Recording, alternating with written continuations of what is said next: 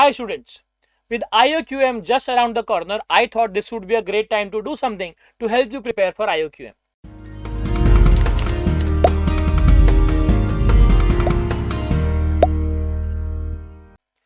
हमारी एक पुरानी प्लेलिस्ट भी है रिगार्डिंग ओलंपियाड्स, उसका भी मैं जो लिंक है वो डिस्क्रिप्शन में डाल दूंगा. You can check those questions as well.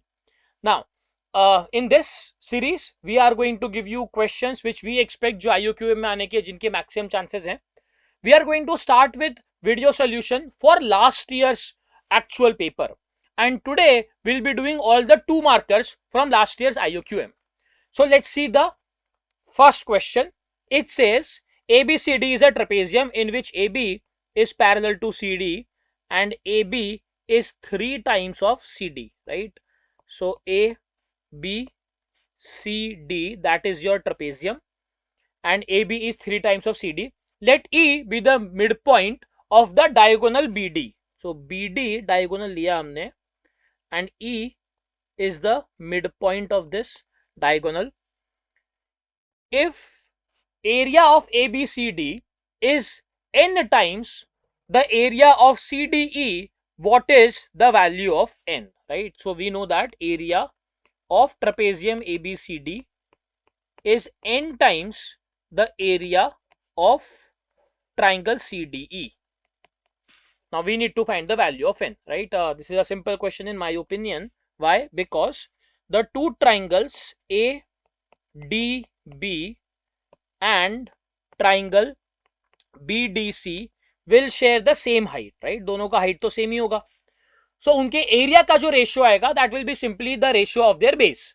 Now AB is 3 times, right? So ये अगर x है CD आपका, तो AB जो है वो thrice of x हो जाएगा. So that means area of triangle ADB will be 3 times, क्योंकि height तो same है दोनों का, है ना? So that will be 3 times the area of triangle BDC.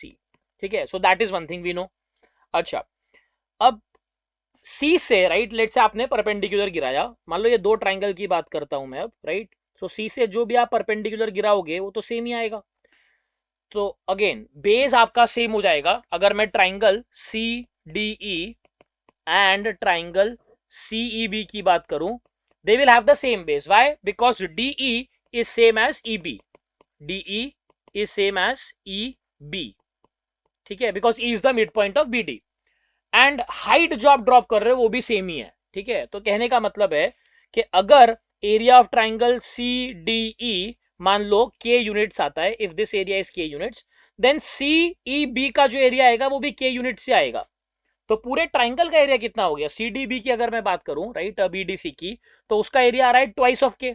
So that means area of triangle area of trapezium, right, area of triangle ADB की अगर पहले बात कर ले हम, सो that will become thrice of 2K हो जाएगा. सो that will become 6 times of K. Now area of ABCD, सो पूरे ABCD की अगर आप बात करोगे, सो उसका जो एरिया आएगा that will become 8 times of K. That will become 8 times of K, and that will become 8 times of CDE का जो एरिया है, राइट, वो आपका K ही आ रहा है, right? So that means N is 8. So that would be your answer. ठीक है? आगे बढ़ते हैं. Next question. A number n in base 10 is 503 in base B, 305 in base B plus 2. What is the product of the digits of n, right? That's the question given to us. So एक number n है which in base 10 is 503 in base B and 305 in base B plus 2. ठीक है? So again base series के concept अगर हम लगाएं, so 503 in base B will become 5 into B square plus 3. That is same as 3 into B plus 2 the whole square plus 5. Now we just have to solve this. Factorize करेंगे, answer आ जाएगा. So 5B square plus 3, that will become thrice of B square plus 12 times B plus 12 plus 5. So this will reduce to 2B square minus 12B minus 14 equal to 0. Again 2 will cancel out, so we will get B square minus 6B minus 7 equal to 0. so we will get b equal to 7 or b equal to -1, but -1 is not possible, right? Your base can't be negative, so b पक्का 7 होगा. So that means our number, right, हमारा जो number है that is basically 503 in base 7, right? अपना base जो है वो 7 आ रहा है, so this will be 5 into 7 square plus 3. 7 square is nothing but 49. 49 into 5 will give you 245. So 245 plus 3, that is 248. We need to find the product of the digits of n. So product of the digits will be 2 into 4 into 8, that would be 64, right? So 64 will be the product of our digits, right? I would say that the first two questions were really easy and these are the 2 marker ones. अगर मैं cut off की बात करूं, so for most states the cut off is in the range of 30 to 40 and 38 in this paper was the cut off for quite a few states, Maharashtra, Mumbai, Tamil Nadu, Telangana, ठीक है. For state like Gujarat the cut off was 34, even for Rajasthan the cut off was 38. तो आपको हर एक दो mark के लिए fight मारना पड़ेगा. एंड फ्रैंकली स्पीकिंग 8 क्वेश्चंस हैं जो 2 मार्कर वाले हैं. इन 16 में से you need to probably get 10 और 12, राइट? तभी शायद चांस है कि आप 30 to 40 के बीच का स्कोर ला सको. अगर 2 मार्कर हमको नहीं आ रहे तो 5 मार्कर आने का कोई चांस नहीं है, ठीक है. आगे बढ़ते हैं. Next question, question number 3. This is slightly trick in my opinion. अब हमारा ये जो वैल्यू आ रहा है, राइट, ये कितना आ रहा है? 0.9999. दैट इज नथिंग बट ये 0.9999 जो है that is nothing but 1 minus 0.0001, ठीक है. 1 minus 0.001. So again I need to get something in the form of 1 minus 0.01, right? एक बार ये आ गया मेरा 1 minus 0.0001, ठीक है.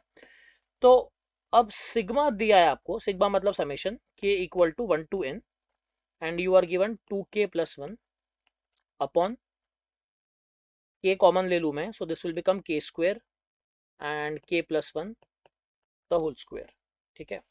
अब इस टाइप के क्वेश्चन में it is very very important, right, that you try to reduce it in some form जहां पे आपके फैक्टर कैंसिल आउट हो जाए. फैक्टर कैंसिल आउट होने जरूरी है, अदरवाइज ये क्वेश्चन बहुत ही ट्रिकी हो सकता है अगर आप वैल्यू लिखने गए तो. तो इसमें ध्यान से देखो, आपका डिनोमिनेटर क्या आ रहा है? k plus 1 the whole square आ रहा है और एक k स्क्वायर आ रहा है. अच्छा, न्यूमरेटर में है आपका 2k plus 1. Now 2k plus 1 if you observe is nothing but k plus 1 the whole square minus k square, ठीक है. 2k plus 1 is nothing but k plus 1 the whole square minus k square. So now I am getting somewhere, ठीक है, this would be divided by k square into k plus 1 the whole square. So this will now reduce to, if I split my numerator, right, numerator को split कर लेते हैं तो क्या हो जाएगा? k plus 1 whole square will cancel out, so I will get 1 upon k square minus k square will cancel out, so I will get 1 upon k plus 1 the whole square. So अब आप k का value लिखो 1 से लेके n तक, right? So if I take 1 k as 1, so I will get 1 by 1 square minus 1 by 2 square. If I put k as 2, I will get 1 by 2 square minus 1 by 3 square. If I put k as 3, I will get 1 by 3 square minus 1 by 4 square and so on till I will get, k को n रखो, so you will get n square minus 1 upon n plus 1 the whole square. So यहाँ पे, right, if you see the adjacent factors will cancel out, ये आजू बाजू वाले सारे factor cut हो जाएंगे और बचेगा सिर्फ आपका फर्स्ट और last, right? So only number left will be 1 minus 1 upon n plus 1 the whole square, which is nothing but 1 upon, अब ये जो आपका नंबर था 0.001, that is nothing but 1 upon 100 the whole square, ठीक है. So that means अगर आप दोनों साइड को कंपेयर करोगे, that means n plus 1 is 100 and hence n must be 99. So 99 would be your answer in this case, ठीक है. Again a slightly tricky question because you had to replace 2k plus 1 by k plus 1 the whole square minus k square. एक बार वो step हो गया फिर तो everything is very easy. चलिए आगे बढ़ते हैं. Question number 4. This also seems to be a simple one in my opinion. Rectangle दिया हुआ है ABCD and we are given that AB plus BC plus CD दे दिया है अपने को, ठीक है. AE is 9 where E is the midpoint of side BC, right? So E is the midpoint और ये आपका, एक काम करते हैं, ई बी को लेट से मैं वाई ले लेता हूँ, तो ई सी भी वाई हो जाएगा, एंड ए बी मान लो एक्स ले लेते हैं, right. Let say A B is entirely X. Now A E is given to us as 9, ये आपका 9 है। नाउ रेक्टेंगल है, मतलब 90 डिग्री का एंगल बनेगा आपका, सो पाइथागोरस थ्योरम लगाएंगे हम। So I will get 81 as x square plus y square. अच्छा, we are also given a b plus b c plus c d. So a b plus b c plus c d would be nothing but x plus y plus x. So that will be twice of x plus y. That is given to you as 20. So that means x plus y will become 10. अब एक काम करते हैं, इसको square कर देते हैं. So x plus y the whole square will become 10 square. X plus y the whole square will become x square plus y square plus twice of xy. That is equal to 100. X square plus y square अपने को पता है already. That we know is 81. So twice of xy will be 100 minus 81, that is 19. अब ध्यान से देखो, हमारे rectangle के डायमेंशन क्या थे, लेंथ मैंने लिया है x और जो मैंने विड्थ लिया हुआ है, right, that was twice of y. तो एरिया जो आएगा इसका, that will be nothing but 2xy, और 2xy हम ऑलरेडी निकाल चुके हैं, that is 19. So the area of the rectangle जो हमको पूछा हुआ है, that will B 19, right. That's your answer. Next question देखते हैं. Find the number of integer solutions to this particular inequality. This is a very simple question in my opinion. So mod of k, let's say जो अंदर की चीज है आपकी, mod of k that is less than 5. That means k would be less than 5 but greater than minus 5. ठीक है. Now k was nothing but आपका that was mod of x minus 2020. ठीक है. Just a second, let me do it again. So यहाँ पे we are saying mod of x minus 2020 will be less than 5 but that would be greater than minus 5. Adding 2020 on both sides, so I will get 2015 and 2025. ठीक है. So इसका मतलब क्या हो गया कि आपका जो mod of x है, या x की बात करूं मैं, इंटीजर सॉल्यूशन पूछा हुआ है, तो x 2016 हो सकता था और वहां से लेके 2024 तक जा सकते थे, और इसको हम मल्टीप्लाई बाय 2 करेंगे बिकॉज माइनस 2024 से लेके माइनस 2016 वॉज ऑल्सो पॉसिबल. ठीक है. सो यहाँ पे 24 माइनस 16 8 प्लस 1 9, और यहाँ पे अगेन 9 सोल्यूशन आएंगे, 9 and 9 18 would be your answer. ठीक है. तो total 18 solutions will exist for this particular inequality. Question number 6. This is the easiest one in my opinion. इसे किए बिना IOQM क्वालिफाई करना मुश्किल है. What is the least positive integer by which 2 raised to 5 into 3 raised to 6 into 4 raised to 3, 4 raised to 3 is same as 2 raised to 6 into 5 raised to 3 into 6 raised to 7, that is same as 2 raised to 7 into 3 raised to 7. So this will become 2 raised to 5 plus 6 plus 7 into 3 raised to 6 plus 7 into 5 raised to 3. So this will become 2 raised to 18 into 3 raised to 13 into 5 raised to 3. Now to get a perfect square, all the prime factors should have an even power. तो सबका power even होना चाहिए. तो यहाँ पे 2 का power तो already even आ रहा है, बट 3 का और 5 का पावर इवन नहीं है. तो वो लाने के लिए अपने को एक 3 चाहिए होगा, एक 5 चाहिए होगा. So that means I need to multiply this with the number 15. ठीक है. So the given number when multiplied by 15 will give you a perfect square. So 15 is your answer for this particular question. Moving on, next question देखते हैं. Triangle ABC with AB equal to AC. ठीक है. Diagram साथ में ही बनाते जाते हैं. तो AB equal to AC बोला है अपने को. ठीक है. Isosceles triangle है इसका मतलब. And D be the point on the segment BC such that BD is this and CD is this. CD is slightly greater. तो D point जो होगा वो इस तरफ होगा थोड़ा, मिड पॉइंट के लेफ्ट हैंड साइड पे. So this is point D and CD is given to you and BD is also given to you, that is 48 1 by 61. Let E be a point on AD such that CE is perpendicular to AD and DE is 11, right? So somewhere over here मान लो, तो यहां से ऐसा बोला अपने को कि ये जो है वो परपेंडिकुलर आ रहा है. This is a 90 degree angle, this is point E and ED is given to you as 11, right? This side is 11. We need to find AE. AE अपने को ढूंढना है, ठीक है. चलिए, ये आइसोसेलेस ट्राइंगल था, so that means if this is x then this is also x, ठीक है. तो सबसे पहले तो focus on triangle DEC, focus on triangle DEC. We already know two side, 61 पता है अपने को हाइपोटेनियस, और ED पता है अपने को, that is 11. So I can find EC, right? EC square will become 61 square minus 11 square, that is nothing but 72 into 50, that is nothing but 144 into 25. So EC will become 12 into 5, that is 60, ठीक है. तो EC अपना 60 आ गया. So we know EC 60 है, ठीक है. हमें निकालना है AE. AE निकालना है. AE मान लो हम Y ले लेते हैं, AE Y ले लिया. तो अब क्या हो जाएगा, इन ट्राइंगल AEC की बात करूं मैं, triangle AEC, that is again a right angle triangle, जहां पे your hypotenuse will now become x. So in triangle AEC y square plus 60 का square will give you x का स्क्वायर, ठीक है. अच्छा, अब आपका ट्राइंगल आइसोसेलेस है, राइट? तो आइसोसेलेस है तो काफी आसान हो जाएगा स्टीवर्ट थ्योरम लगाना. सो दैट मीन्स x का जो स्क्वायर आएगा that will be equal to AD square, right? That will be equal to AD square plus BD into CD, ठीक है. This is nothing but your Stewart's theorem. If you don't know what is Stewart's theorem, please subscribe to our channel. I will very soon release a video on Stewart theorem and a few more important theorems related to triangles, ठीक है.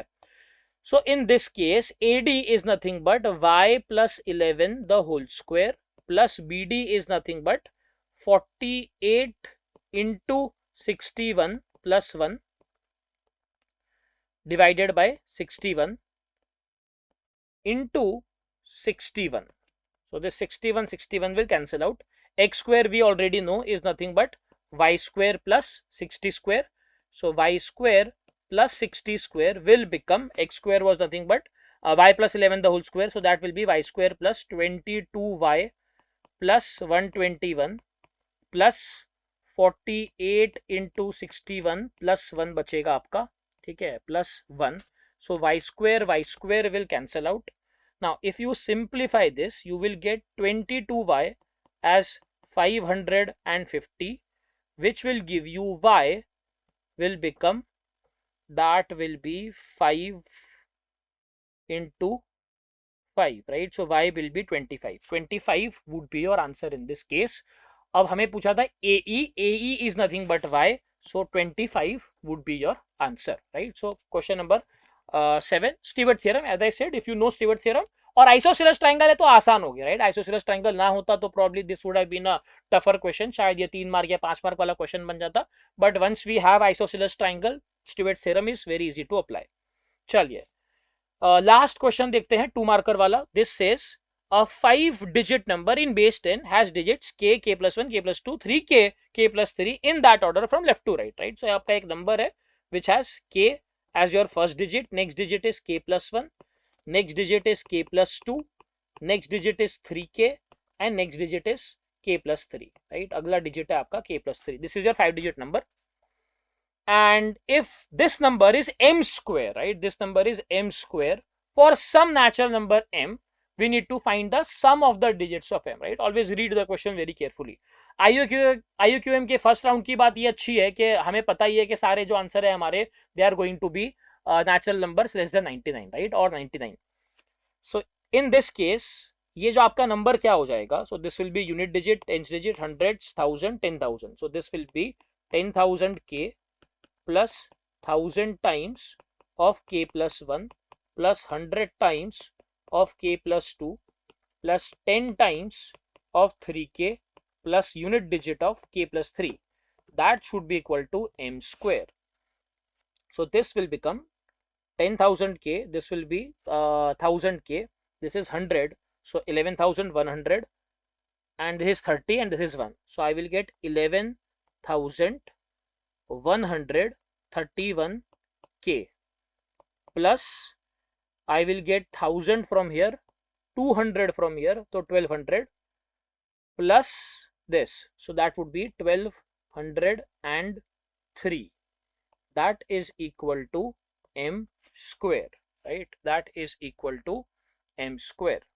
Now in this case I know that k could be either 1 or 2 or 3 because 3k is a digit, right? तो 3k आपका एक digit है, तो k 4 नहीं हो सकता. k अगर 4 होगा तो 12, right? 12 is not a digit. So k आपका या तो 1 होगा या 2 होगा या 3 होगा, right? बारी बारी से लिखना शुरू करते हैं. तो k को 1 ले लिया मान लो मैंने. So k को 1 ले लिया. So in that case m square will become 1 1 1 3 1 plus 1 2 0 3. So that will reduce to 1 2 3 3 4. ठीक है. अब एंड में 34 तो कभी नहीं आता. कोई भी आप स्क्वायर करोगे, I hope you know that कि पहले 25 स्क्वायर ही याद रखने आपको. ठीक है. पहले 25 स्क्वायर में कोई भी स्क्वायर ऐसा जो 34 से एंड होता है, कोई स्क्वायर एंड नहीं होता 34 से. तो अगर पहले 25 में नहीं हो रहा तो आगे भी नहीं होगा, पक्की बात, राइट? स्क्वायर के लास्ट 2 डिजिट हमेशा रिपीट होते हैं.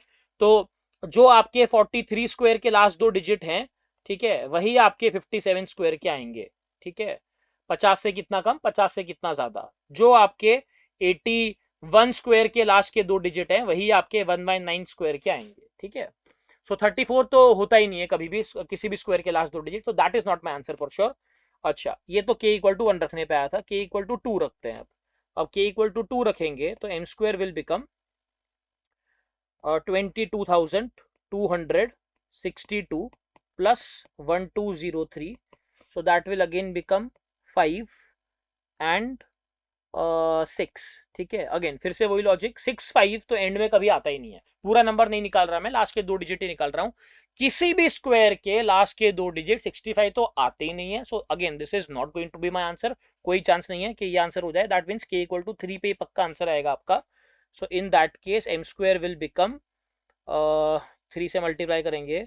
सो this will give me 33 393 plus 1203. तो आपके लास्ट के 2 डिजिट आएंगे 6 और 9. ठीक है. और पूरा नंबर अगर मैं निकाल लूं, so that will give you 5 4. ठीक है. Just a second, let me erase a few things. सो 1203 इक्वल टू एंड में 96 आ गया, वो हमने डिटरमाइन कर लिया है. फिर आएगा 5, नेक्स्ट आएगा आपका 4 और फिर आएगा 3, राइट? सो 34,596, राइट? अगेन अब 96 किसके एंड में आता है? 14 स्क्वायर के एंड में आता है. ठीक है. 14 स्क्वायर अगर आपको ध्यान हो तो उसके एंड में 96 आता है. तो 14 से कुछ रिलेशन होगा इसका. अब 5 डिजिट का नंबर भी चाहिए, इसका मतलब 100 के तो ऊपर है नंबर आपका. अब 200 का जो स्क्वायर होता है, 200 का स्क्वायर वो होता 40,000. ठीक है. तो नंबर उससे कम है, इसका मतलब पक्का ये 186 होगा, राइट? आप ट्राई करके देख लो. जैसे मैंने आपको बोला 14 कम होगा, राइट? 14 का स्क्वायर 96 से एंड होता है, तो ये भी लास्ट में 200 से 14 कम ही करना पड़ेगा आपको. सो दैट मीन्स m जो है आपका वो है 186. हमें पूछा है find the sum of the digits of m. So that will be 1 + 8 + 6, that is 15. 15 would be your answer. तो आज हमने सारे के सारे 2 मार्कर वाले क्वेश्चन देखे. Next time we will see all the 3 marker question, और उसके बाद फिर हम देखेंगे 5 मार्कर वाले, एंड उसके बाद I will keep on giving you some more questions to practice. ठीक है. So that's it from my end. Bye bye.